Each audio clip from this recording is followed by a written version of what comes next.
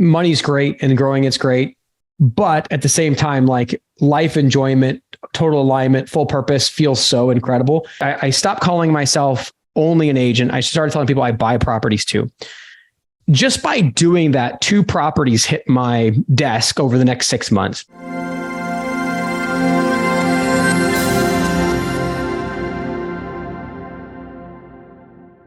Welcome to the Real Estate Success Podcast, where we interview doers in real estate sales and investment space. I'm your host, Tommy Kim, my co-host, Cole Harvey. Cole, what's up? What's going on, Tommy? How you doing? Share us, who do we have on our episode today? All right, we're super excited today. We have Matt Cavanaugh, who is the host of the Freedom Chasers podcast. Matt has an awesome story from his journey from creating a highly successful real estate team all the way into transitioning full-time into real estate investment and wealth building. He threw in a lot of great nuggets, so follow us. Pay attention to some of the key things that he's saying to grow your investment portfolio, and you're going to have awesome experience with our podcast. So Be sure to click on like, subscribe, follow us, and we look forward to seeing you on future episodes. Level up every day. Hello, everyone. Welcome to the Real Estate Success Podcast. I'm your host, Tommy Kim, with my co-host, Cole Harvey. What's up, Cole? Not much, Tommy. How you doing? Good. We have a special guest. You want to give us the intro on our guest, Cole? Yeah, super excited. So today we have Matt Cavanaugh. Matt has had a really inspiring and actually exciting journey through the real estate space, from starting off as just a regular real estate agent into building out a really innovative and successful team in his market up in Northern California. And then doing what we all want to do, which is transition into the investment space in real estate. And ultimately he's created a much larger mission, and he's the host of the Freedom Chasers podcast, where he's going over all kinds of cool investment strategies and different models for people to gain financial independence. So we have a lot to talk about today with Matt. So how you doing, Matt? For one thing, good to see you. I'm doing so good. First of all, super honored to be invited. So honored that we share the same mission. And so I could not be more stoked. Obviously, we've been in connection for quite a few years. So love you guys, and just super honored and stoked to be on. Absolutely. Yeah. Thank you for making the time for us. Yeah. Thanks for coming on, man. So get us started. I mean, real estate, maybe take us a little bit back to how you got involved in real estate. I know you were running a big team with so much production, and now your vision of wanting able to have that freedom of people financially to do what they love. Get us back to how you guys started in the real estate in the first place. Yeah. So I was in B2B sales, and maybe instead of talking as much about what led me, the why. So being in B2B sales, I think a lot of us are in this place mentally where we know we're meant for a lot more, which is why people get into real estate. And being in the corporate world, they have a very defined box as to how you should think and what you should do. I was a salesperson. They're like, just sell units, don't come up with new ideas. And so deep down, I felt a little bit trapped. I had all these ideas. Tony Robbins says that success is in the progress. And so having these ideas and not seeing them be able to come to fruition created this weird feeling inside myself. And so that kind of started to fester. And then I started, I don't know who it was I heard talk. They said that essentially you should be working in an industry where you can also invest. And so that led me to start thinking about real estate and stocks. And as I went between the two, I thought, real estate seems a lot safer, the markets move slower. You have an understanding of the product. And so real estate made the most sense. And I actually started my journey, not as an agent, but as an investor. So my first transaction was a tax default sale. I didn't personally buy it. I helped my mother-in-law. And I can tell you those transactions are a lot more interesting, exciting, fun, a lot more money to be made. I made more on my first, I didn't make it. I helped her make it, more on the first investment transaction than on any commission I had made for 5 years as an agent. Right. And so I started as an investor, but then limiting beliefs started creeping onto me this was lucky. You got to become an agent, and you got to be really studying the market before you could do this again. I don't know why, but it did. And I had cost myself millions and millions of dollars, hundreds of thousands a year of cash flow, because I had that philosophy and didn't go just continue down the investing path. So, but yeah, as I built a team, I was able to leverage the B2B sales skills I had built in the previous industry, being on the phones. And that's what led us to grow so quickly. Yeah. Yeah. Now, Matt, you're going through, and what's what's been the evolvement like to the investment industry now? Oh man, the investing industry is like the best thing in the world. I mean, we're like, I can't think of a better time to be in history than this time, where we have access to all the information in the world, all of the gurus and all of that. Plus now we're going to be possibly entertaining this market correction, crash, drop, who knows what. So it's like, the positioning is just unbelievable. So if you're an agent right now, and especially if you've been practicing for a couple of years and you have a foundational knowledge of real estate, like just be thankful you're alive right now. And so I'm just really, really fired up. Like there is so many tools when you talk about acquiring properties, like creatively and otherwise. So all of the reasons somebody may not buy an investment can be overcome so easily, like not having enough money, not having enough knowledge, not having, like, you name it, time, energy, like whatever it is, it can be found. It doesn't even have to be by you. Yeah, absolutely. We're here at Lifetime. We preach on getting sales experience and building up the commission to be able to invest in deals. You share with us, because you had mentioned like you've seen investment scenarios where people can literally retire off of one transaction. Can you give us some examples of what you've seen out there, people that have done tremendously in the investment field? I'll start by sharing my own story. And then I'll go to like all these others that we have on the podcast. So this is a shameless plug for the podcast, right? If you want to hear examples of people retiring on one deal, they're on there. So my journey actually was stemmed by my great relationship with Chris Oriana, who's one of your agents. Yes. We became friends through GSD. And we've had these conversations and back and forth over the years. We constantly challenge each other with ideas. And Chris is always the idea guy, maybe more so than me. And so most of the time I don't take his ideas because I think I would run out of business or die if I took some of his ideas. They're so crazy. But one thing that he was firm on is, Matt, he's like, you're an agent, but you should be an investor. And like probably for a year, he kept saying it. And finally I was like, all right, let's do this. Let's go out to a conference. We'll make it like a guy's trip. So we bought a ticket to Jeff Cohn's conference, went out there, and that just kind of opened the door. And so what that did is I stopped calling myself only an agent. I started telling people I buy properties too. Just by doing that, 2 properties hit my desk over the next 6 months. One was a triplex where the guy had to have 50,000 cash in 5 days. And so I was the only one willing to do that. I took a contract over, we got an inspection. So I got to buy that 100,000 below market value. And then there was another one where the gal was like just getting not that far away from auction.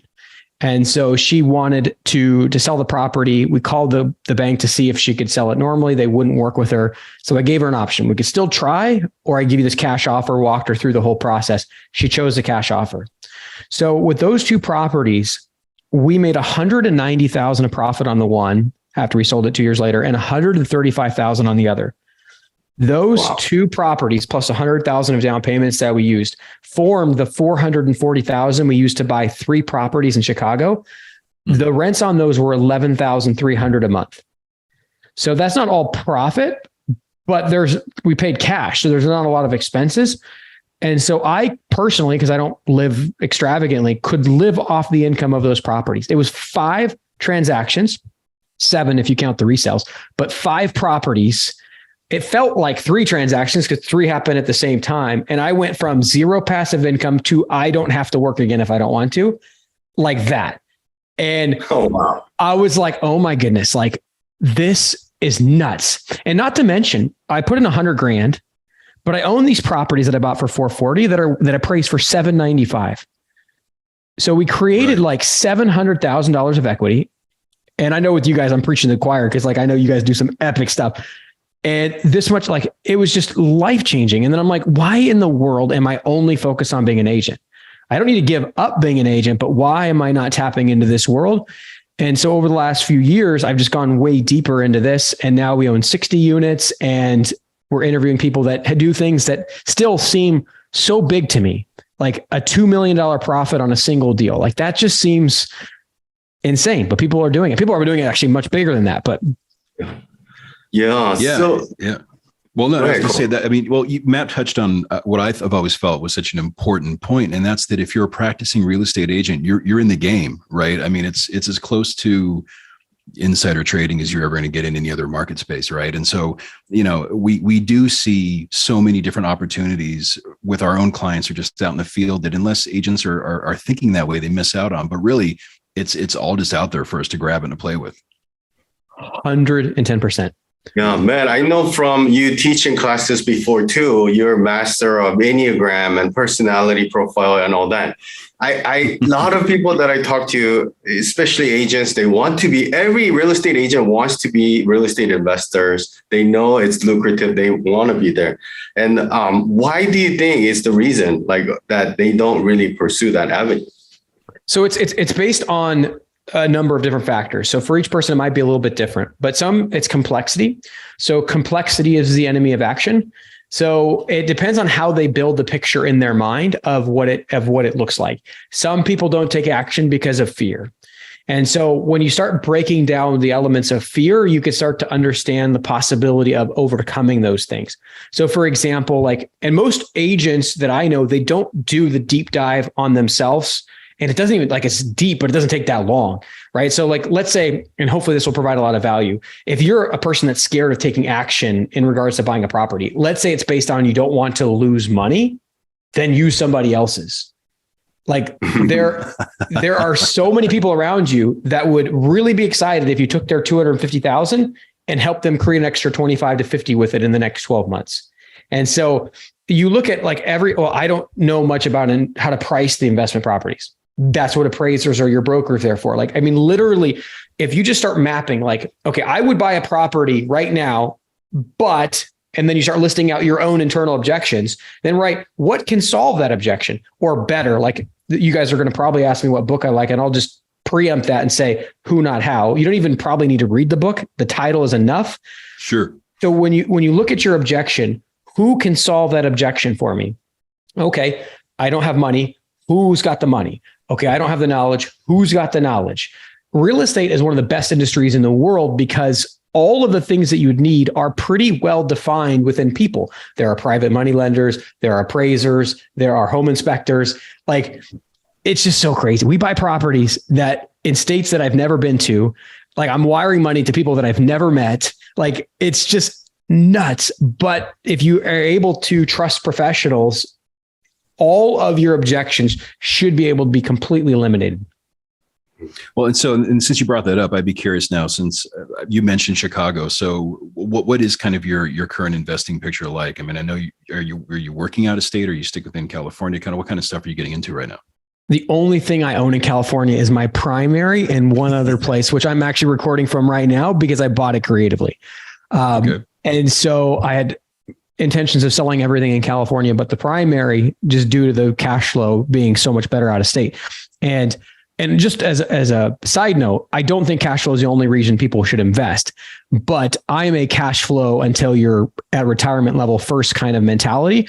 Get your basic needs automatically met first, and then go blow the doors off of things. So cash flow, dollar for dollar out of state, is so much better than cash flow in California. In my area, if you bought something on the MLS, you might get 0.5% of 1 month's of the purchase price and monthly rent. So for example, a $300,000 property would get you $1,500 a month in rents. Whereas I can go buy properties out of state that are getting me 2 to 3% per month. That's 4 to 6 times greater than what I'm getting here. And so that's a combination of the market and the strategy that I can use. And so that's why 440 in Chicago was getting me 11.3. And once we finish stabilizing, will hopefully get me 15 a month. Wow. Nice. Wow. Is there particular markets, Matt, that you're studying these days that interest you? Because a lot of our followers are agents and investors, so they're always intrigued on what market is high. So there's a lot of different ways to invest. And so we do talk about the Enneagram. I want to live life on my terms. And there are a lot of investors and probably the best ones in the world. And I will never put myself anywhere in close to that category, because for me, investing, while it is about the returns, it's more about the combination of being me and returns.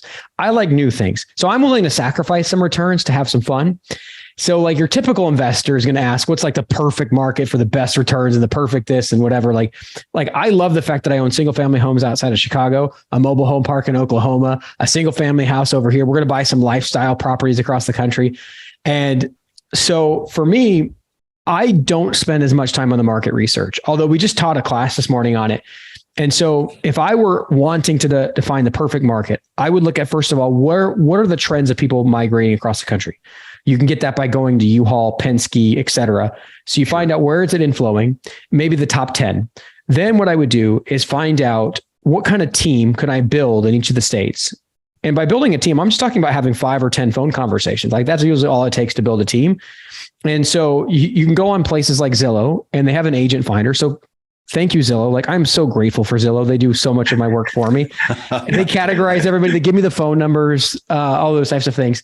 So then I reach out and I let these 10 people in each of the markets pitch me on why this market. Then I let those, so 10 agents per market, not that I'll use all 10, but that I want to interview 10. I have my list of 10 people that are needed to be a team in the market. I ask every single one to fill out all 10 of who they use. And then you see which vendors are on multiple lists. And if any vendor is on 3 lists, that's obviously go to. Most of the time, all 10 will be on at least 3 of those lists. Then your team, that's the best in the market you can get. And then you find out, okay, all these markets are super viable, but which market is one of these agents going to take my desires into account and just go find me properties? And so this goes into the strategy of literally letting other people build you your retirement portfolio. So that's what I would do if I wanted to find the perfect market. What I do now is I just people bring me deals and I'm like, yeah, I like it. Sounds good. Sounds fun. Let's do it. So it is way more haphazard. Yeah, that's awesome. That's awesome. Yeah, in terms of, you talked about the team, who do you currently have or who should people have on their team? You talked about the real estate agent. Yeah. Yeah. So a great real estate attorney. And one of the biggest reasons for an attorney is I don't know that if you're buying traditional deals a traditional way, you need it as much. But if you're going to buy creatively and you're going to buy these interesting kinds of properties, like we're willing to, you definitely need an attorney. So An attorney, an accountant, if you don't already have one. Sometimes my accountant will do other states, so I don't need another accountant, but you definitely want one. Home inspector, lender, insurance, title company. And there's going to be 3 or 4 more. I could send a list out if you guys want. I don't know if I'm going to remember all 10 off the top of my head, but basically anything connected with the understanding the pricing, the market, the property, the condition. Of course, all the people that will do work after you buy it. So property manager, contractors, handyman, all those pieces. And a lot of times, if your property manager doesn't do evictions, like a process server or an eviction company. Yeah, that's cool. You said people are bringing you deals. Do you currently prospect deals yourself? And what's kind of your criteria for identifying this is a good deal that we want to move forward with? Yeah, great question. I am not super active in the pursuit of deals right now. So I should be. I know it's by far a much, much better wealth building strategy, but this is where I really like to inspire people, is that money's great and growing it's great. But at the same time, life enjoyment, total alignment, full purpose feels so incredible. And so a lot of people will sacrifice full alignment early on to get their needs met. Perfectly valid. But I would encourage people to step into the fullness that lights them up every day. So they end the day with more energy than they began it with. And so when it comes to criteria for a deal right now, generally speaking, if it's an equity deal, I want to make at least 100,000. And if it's a cash flow deal, I want to make at least 1,000 a month. Mm-hmm. Interesting. Not that I won't ever deviate from that, but if you're investing in equity heavy markets, pulling $100,000 spread is not that it's easy to go to 1 million of them, but it's easy to do them if you're not doing them there that often.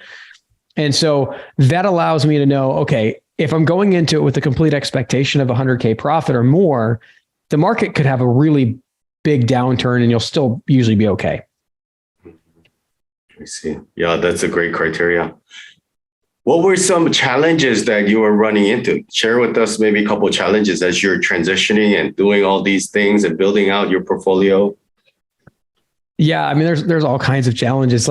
So you can kind of guide me into what particular challenges. I mean, we just had someone die in one of our units. No! So a challenge. There's that element. There's elements of nothing ever goes as you expect when you start real estate investing. And so I know, like, I don't want to share too many crazy stories because I don't want to like scare people from investing, but like we just bought a property and then discovered there's an absurd amount of mold and water damage we weren't expecting. Like this roof had like some really hidden issues. So for me, those don't bug me because you factor that there's stuff that you're not going to know about the deal into the deal. And so when you have $30,000 of spend to make after you buy a deal you weren't expecting, like I don't get particularly stressed out by that. And so that's the one thing I guess that can be passed along is just make sure you have enough spread in deals to where those things don't bother you, and make sure if you don't have enough money to have enough reserves, partner with somebody who does, where an additional 30 to 50,000 is not going to make a stress on you or that relationship. So that's some of the challenges of investing. But I think one of the big challenges for us now as we start the podcast is what's the best way that we can inspire people to take action? And so like you guys probably experience this as brokerage owners, like you have had tremendous success. So you think, oh, this will be easy. I'm just going to teach them to do exactly what I did and they will do it and we'll all sing Kumbaya. It'll be the best thing ever. And then you're like, wait, they're not doing it. What's going on? Right. So that's where we're at right now, is this mission of helping people get freedom is how do we make it more simple, faster, easier? How do we help them overcome their own psychology to take steps forward? So that's really the big challenge we're working on right now. Yeah. Well, to that point, I mean, we know each other originally from the sales side of real estate. And, you had an awesome team with a really great kind of lead generation model. We had our thing going in Southern California. I'd be curious to hear a little bit more about what kind of inspired you to take up this mission and to transition into where you are now, because, obviously we all want to be investors. And I think to what you said earlier about how all real estate agents want to be investors, I think that's rooted in the security of more consistent income or the prospect of a retirement someday. Because so many people get into look, you are a team lead. We have our own brokerage. We just to your point right now, we know that 9 out of 10 agents have no professional sales or marketing or service background, and they get into this and they've never had a job where they're rewarded or compensated on performance. They're used to being compensated on time, like an hourly person. So I know that people dream of the investment because they dream of that security and that consistency and having a check, every month. But I mean, it's someone who I know who has always kind of been so proactive, both in transitioning from your original career goals into sales and into real estate and now into investing. What was it specifically that made you want to take this next leap and create this whole podcast and this whole greater mission of getting people into investing and making it more digestible? Yeah, I appreciate that. So I'll dive into what led me to make the decision to do it for myself, which then ultimately fueled the decision to help other people. So I do a process. I don't know how many people do this the way that I do it, but I've heard a lot of people do something similar. So like I call it regret planning. So Joshua Smith, one of our mutual mentors, talks about working in hospice and constantly being faced with people on their deathbed and their regrets. And then I do it proactively on the front end too. So like everything in life that you do, unfortunately, sorry to break it to you guys, but everything you do is risky. And so there's like buying an investment property is not more risky than not buying an investment property. And so for people who are longing for security, I'm sorry, I just created an impossible life situation for you for a little while, but hopefully this will help in the long run. So like when we make a decision, like my wife and I, should we get a pool? Well, our kids could drown.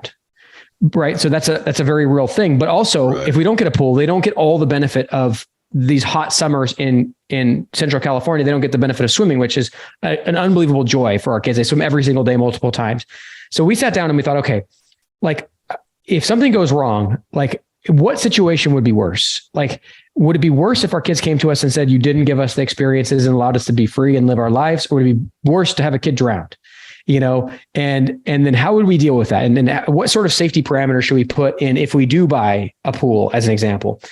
And so like going through that process, I do that process in a lot of areas of my life. So I was looking at it, it's like, hey, I'm the single income person for my family. So if I leave my B2B sales job, that could be bad. If I invest in this property and it goes wrong, that could be bad. But then I think about like, well, like what's worse? At the end of it, like what will I have regrets on? And it became very clear to me as a person, I value life freedom more than just about anything. Like I value it, I value breathing. And so it was very clear to me, if I don't take risks, I am not going to love the final outcome. And so that led me to take action, and those actions have produced unbelievable results for me. And then I thought, like, I cannot let other people sit by and do this if they had that same feeling. So for those listening, like if you value freedom, like you value breathing, then like, let Tommy or Cole help you like overcome whatever limiting beliefs you have to take action, because life on this side is just completely different than life on the other side. Right. And I think the interesting thing, as I'm thinking about, you're inspiring this thought in me, is like, agents want to invest so they can have security, the financial security, right, of that income, but investing is risky. So it's like this conundrum. It's like the thing that's going to be, it's like, it's a risky thing doing the thing that will make it less risky. So right. You're going to have risk either way. Just take the risk. Like, yeah. Yeah, no, and that's you're absolutely right, because I think they don't realize till it's too late that launching a real estate career is very risky, right? Wildly. We're about to find out right now, right?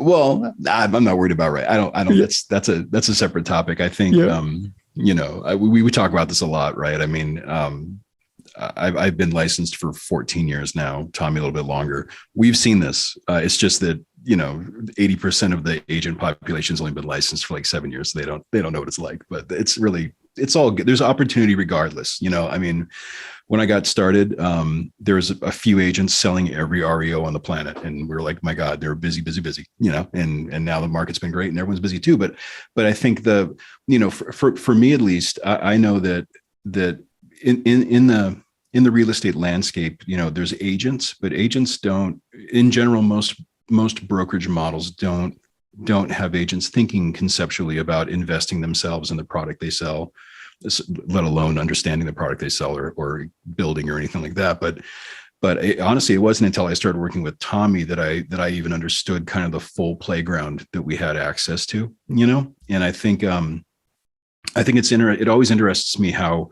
people find their way to that out of kind of the, what we call the bus bench realtor guy, kind of getting out of that world into the larger picture. So I love that analogy. I think of the Phil Dunphy kind of model, right? And so, so you mentioned the sale you did for your mother-in-law. Could you tell us a little bit more about how you got in, how that kind of gave you the bug to start taking control of your own kind of financial destiny beyond, the concept of making money through sales? Because that's what that is. That's the next logical step, Yeah. And so first of all, it was a sales process. So we bought it pre-auction. So we were reaching out through, mailers and things, and people that are going to sell to you pre-auction generally are in an interesting state of mind and all kinds of things. And so this property was particularly from the floor to like desk level through the entire house was filled with t-shirts, rats, needles, food, etc. I mean, it was, and when you meet them, it's 9 a.m. You have till 5 p.m. not to like make a decision, but to close the transaction, all paperwork, everything, pay the taxes, whatnot. So in that deal, there was 3 people. There was a trust with a mom with a life estate and an executor, all had to sign off. Docs had to get back from Reno to Central Valley and paid and closed in 8 hours or 7 hours or something. And so this was like my introduction. And it was like, most people would never want to do this or whatever. I was like on cloud 9, like adrenaline pumping through my veins. Like, oh my gosh, I'm going to make a mistake. I'm going to lose us 30 grand. So we bought the property for like 30 something grand with taxes, paying them off, everything. 2-bedroom, 1 bath. We get it cleaned out. There's insurance on it. Someone snuck in, ended up burning like a third of it down. It goes on market. 2 days later, sells for 85 grand. And I'm like, that's like almost a year of my salary. Right.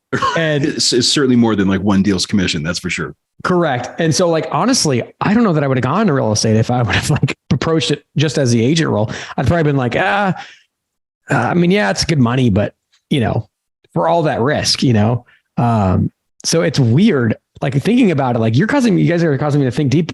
Like, I don't know that I would have gotten in if it wasn't for investing. And yet I got in and then immediately mentally switched to being an agent. Like it's a really interesting for me to think about that. But well, and that's the thing. Like, I mean, we've known each. I mean, we're friends, but like, I don't. I've known you for a few years, but in a colleague sense. But one thing that always struck me the first time I met you, and then getting to know you better, is that you tend to be really kind of monastic about everything you got into, because when we used to talk about your team. Can you break that word down for me?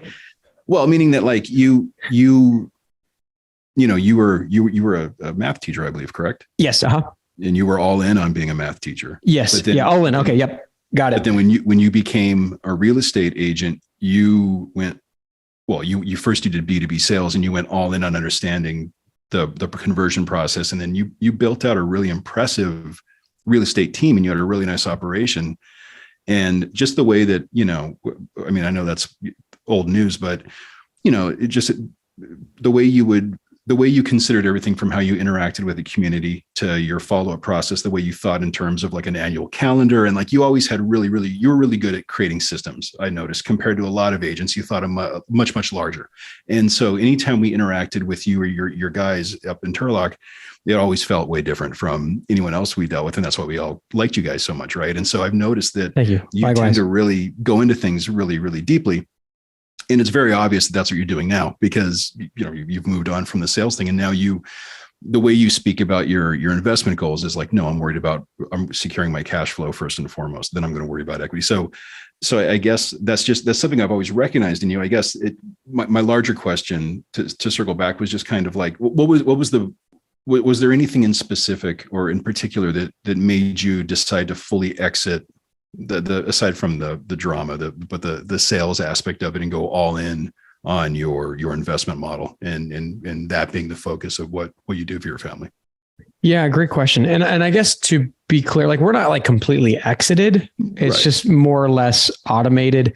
So that was the big thing is I think, so like when I think about things, I think about impact and maximum opportunity. And I believe that some people think that to be successful, like you can't have like certain levels of service or meaning, or if you're focused on service or meaning, you can't have success. I feel like the intersection of those two should be intertwined.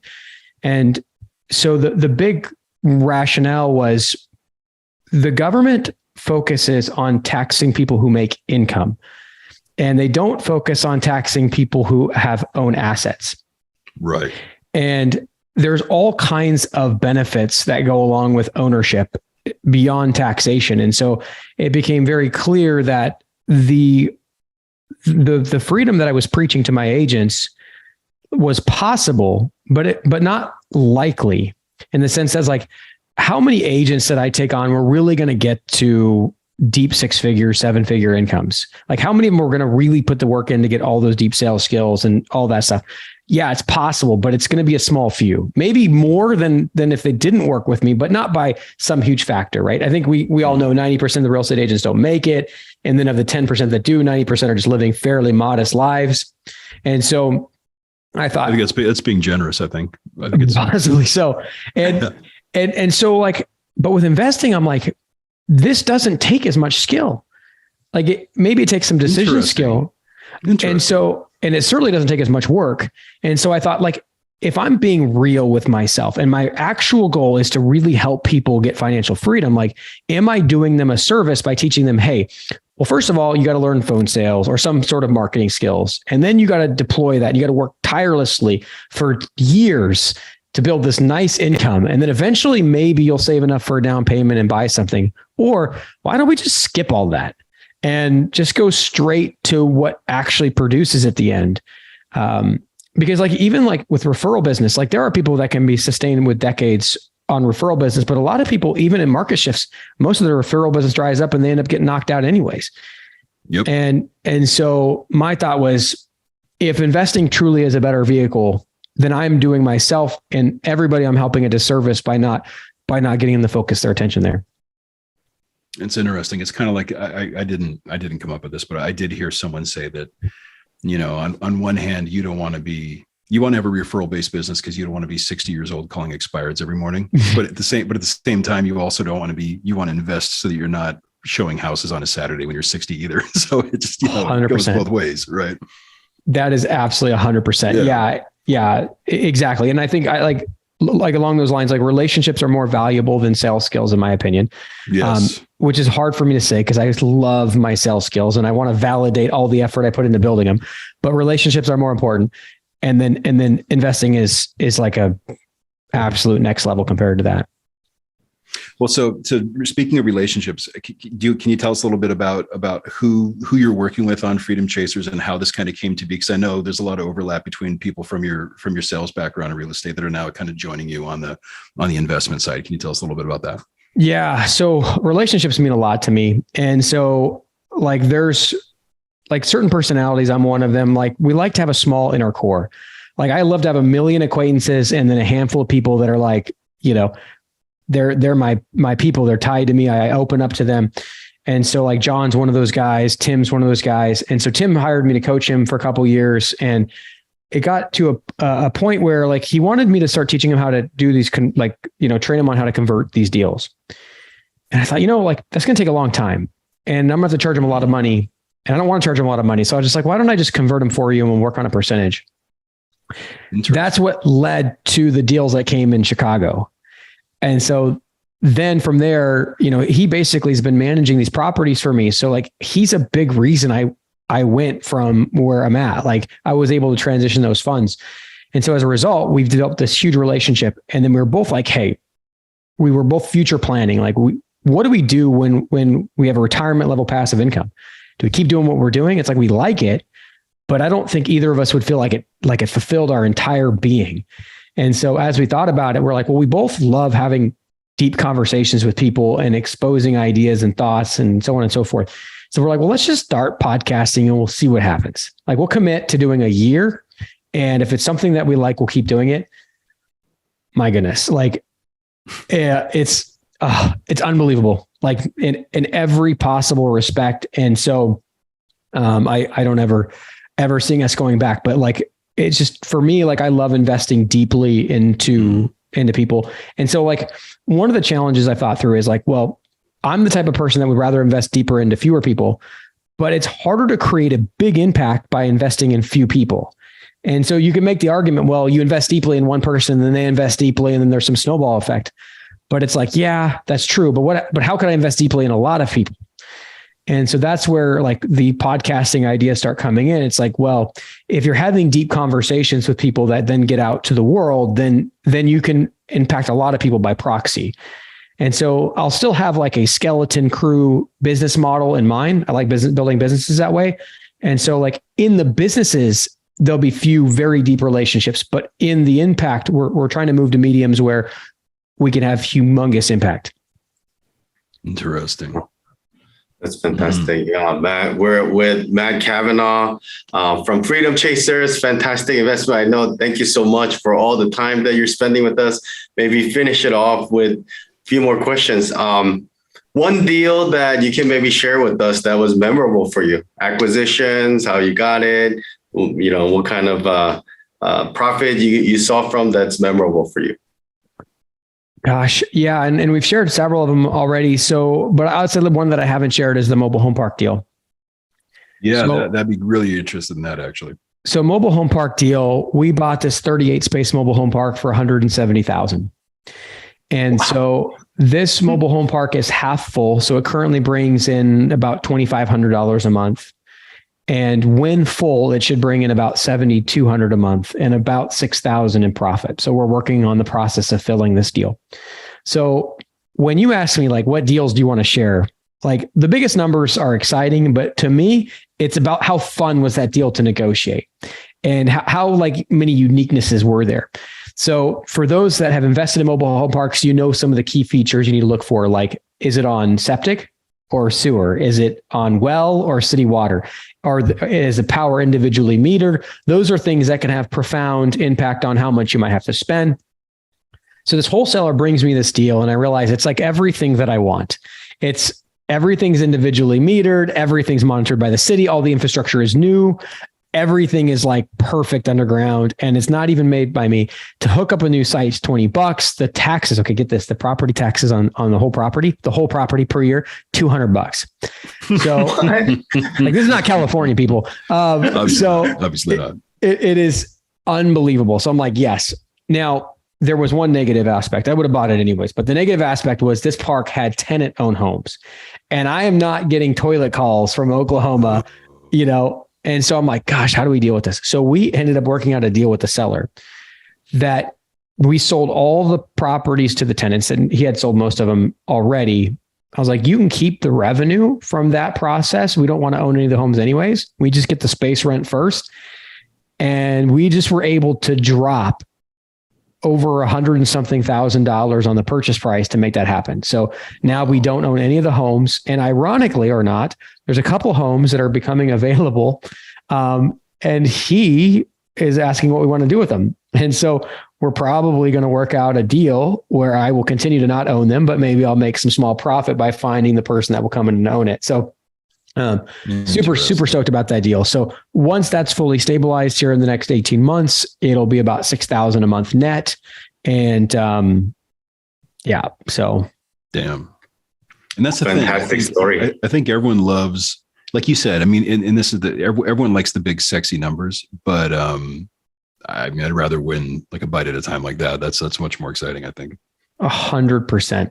Yeah. Like there's a deal we're working on right now. Possibly we might buy a vineyard up in Northern California. It's probably not going to happen, but it just kind of continues to be a possibility. So that would be a play that we're pretty excited about if it comes together, but we're waiting for the terms to be right. So, so Matt, what would Matt Cavanaugh now, what two pieces of advice would give younger Matt Cavanaugh? Oh gosh. Okay. So number one, self-awareness is really, really, really important, because when you're acting out of alignment, you face resistance. So like when you're trying to do something and you're not in alignment, you don't want to do it. And therefore it creates all kinds of things like procrastination, et cetera, et cetera. So self-awareness leads to the ability to find alignment, and alignment allows you to move at warp speed and have unparalleled levels of energy, unparalleled levels of joy, you name it. Like, and the example I give is like, there's some parts of my day when I'm doing the things that I love that I literally am growing in energy and excitement. And then if I were to cross the street and visit with somebody that I don't like very much, and I'm not saying there's someone across the street that I don't like, but like, just say someone that I don't like happened to be across the street, I've observed my energy levels go from 100 to almost zero, like instantly. Right. And then I walk back across the street, get back into the thing that I love, my energy levels are back again. So I believe this is not talked about enough, that energy is like, some people call themselves low energy. I just find that they're not in alignment. Because you'll see those same people when they talk about a specific topic will just like start talking really fast, talking super energetically. And so my thing to my younger self would be, don't care about dollars and cents, move to alignment. You're going to enjoy your life on an unbelievable level. And over time, you're going to be able to use strategy. That's my second piece of advice to myself. Strategy matters. To use strategy to properly and maximally monetize your passion. And so I would say strategy and self-awareness are probably the two things that I would hold the highest weight. And I didn't put enough weight on either of those, even though I did put a lot of weight on them. I didn't put enough weight on them early on. Wow. Absolutely. It's big stuff. A lot of big stuff. Yeah. You guys that are watching, Matt's throwing down a lot of cool, amazing concepts that you guys can take. A lot of gold nuggets. Matt, I know you mentioned about who, not how. Is there a particular business or real estate book that you'd like to recommend to our audience?